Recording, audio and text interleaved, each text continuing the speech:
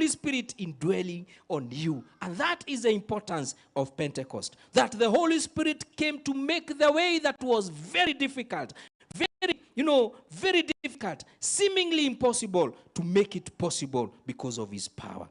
The one who makes it possible is the Holy Spirit. You therefore dare not take a step of practicing Christianity until you are filled with the Holy Spirit. That is why when Paul would go and ask them, were you baptized by the Holy Spirit? Were you filled with the Holy Spirit? And they will say, we were only baptized with water, but we were not filled with the Holy Spirit. And they will pray for them to be filled with the Holy Spirit. And the Holy Spirit will come down. And Jesus Christ himself told his disciples categorically, you shall not leave Jerusalem until the power has come. Because without power of Jesus Christ, you are an ordinary person.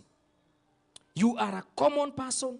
You are an ordinary person until the Holy Spirit comes down and equips you and empowers you. Number 3, and the last one, is Pentecost was to ensure that we all are filled with the Holy Spirit and the Spirit of the living God dwells. Ensure that none of those who believed in God would go without being filled by the Holy Spirit. And the measure of being filled with the Holy Spirit is not in the gifts of the Holy Spirit. That is not the only measure. Because we are saying here that you can be a worker of miracles. You can heal the sick. And we see often, and we run sometimes. We run, we hear that a person, a great man of God is coming from where, I don't know.